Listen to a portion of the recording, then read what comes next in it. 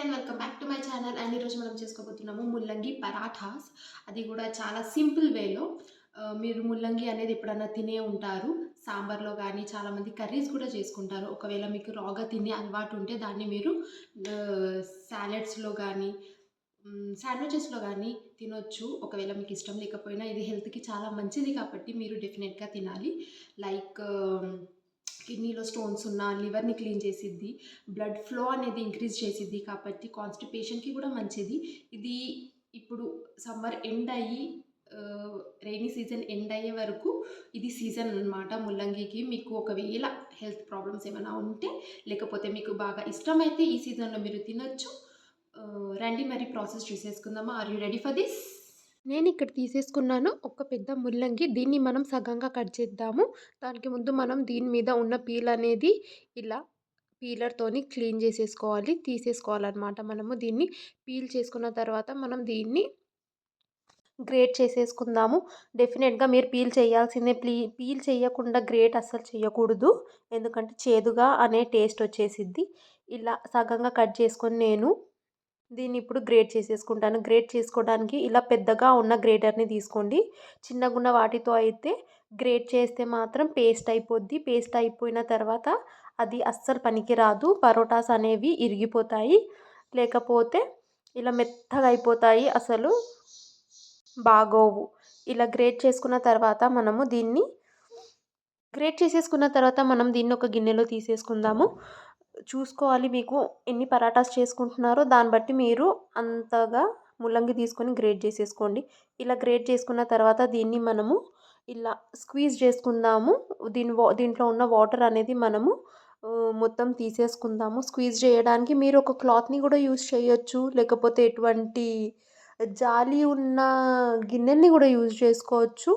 Tea వడపోసుకునే దాంతో కూడా మీరు ఆ వాటర్ని అనేది తీసుకోవచ్చు. ఇలా స్క్వీజ్ చేసి తీసుకుంటే ఏంటంటే మొత్తం వాటర్ అనేవి బయటికి వచ్చేస్తాయి. ఈ విధంగా నేను ఈ వాటర్ని అన్నిటినీ తీసేస్తున్నాను. ఈ వాటర్ మీరు పెరుగు చారులో కూడా వాడచ్చు, ఇలా తాగొచ్చు కూడా. ఈ వాటర్ హెల్త్కి చాలా మంచిది కాబట్టి ఇప్పుడు మనము ఆ గ్రేట్ చేసుకున్న దాన్ని ఒక గిన్నెలోకి తీసేసుకుందాము. అందులోకి మనము సన్నగా కట్ చేసుకున్న కొత్తిమీర, సన్నగా కట్ చేసుకున్న పచ్చిమిర్చి వేసేసుకుందాము. అందులోకి నేను కారం వేసుకున్నాను, ధనియాల పొడి వేసుకున్నాను, కొంచెం పసుపు వేసుకున్నాను. ఉప్పు అనేది లాస్ట్కి వేసుకోవాలి. మీరు ఒకవేళ ఫస్ట్ టైం చేసేటట్టు అయితే మీరు ఉప్పు కొంచెం స్కిప్ చేసేయండి, ఎందుకంటే ఉప్పు వల్ల బాగా వాటర్ అనేది రిలీజ్ అయిపోద్ది ముల్లంగి నుండి. అండ్ పరోటాలు అస్సలు కుదరవు, ఇరిగిపోతూ ఉంటాయి. నేనైతే కొంచెం అలవాటు ఉంది కాబట్టి కొంచెం ఉప్పు వేసేసుకున్నాను ఇందులోకి. ఉప్పు వేసుకున్న తర్వాత బాగా కలిపేసుకొని దీన్ని చేయితో కలపొద్దు, చెయ్యి అంతా మంటేసిద్ది. సైడ్కి పెట్టేసుకోండి ఒక 2 మినిట్స్ దాకా. నేను ఇప్పుడు పరోటాలోకి గోధుమ పిండి తీసుకున్నాను. ఇందులోకి నేను కొంచెం ఉప్పు యాడ్ చేసుకున్నాను. ఒక స్పూను ఆయిల్ వేసేసుకొని దీన్ని మనము బాగా కలిపేసుకుందాము. మరీ మెత్తగా కలుపుకోవాల్సిన అవసరం లేదు, కొంచెం గట్టిగా ఉంచాలి పిండిని. ఎందుకంటే మనం చపాతీ కాదు పరోటా చేసుకుంటున్నాం కాబట్టి పరోటాకి కొంచెం గట్టిగానే ఉండాలి పిండి. ఇలా కొంచెం కొంచెం వాటర్ వేసుకుంటూ మనం దీన్ని కలిపేసుకుందాము. కలిపేసుకున్న తర్వాత ఇలా 2 నిమిషాల పాటుగా సైడ్కి పెట్టేసుకుందాం మనము. చూడండి ఈ విధంగా కలిపేసుకున్నా నేను. ఇంత గట్టిగా ఉంటే చాలు పిండి మనకు పరోటాస్కి.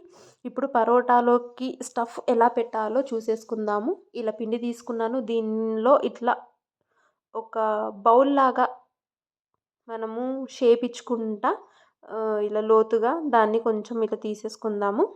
ఇప్పుడు ఇందులోకి మనము ముల్లంగి స్టఫింగ్ని యాడ్ చేసేసుకుందాము. జాగ్రత్తగా యాడ్ చేసుకోవాలి మనము.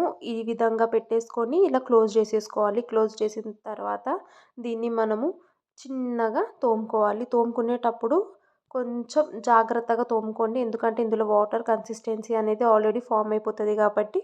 ఎప్పుడు కూడా పరోటాని మిడిల్లోకి తోమకూడదు, సైడ్ నుండి తోముకుంటా స్ప్రెడ్ చేసుకుంటూ వెళ్ళాలి.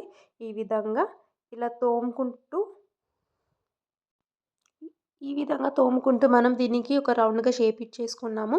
ఇప్పుడు మనం దీన్ని పెన్నం మీద వేసుకొని కాల్చేసుకుంటాము. కాల్చేటప్పుడు 2 సైడ్స్గా ఈక్వల్గా కాలిందో లేదో చూసుకోవాలి మనము.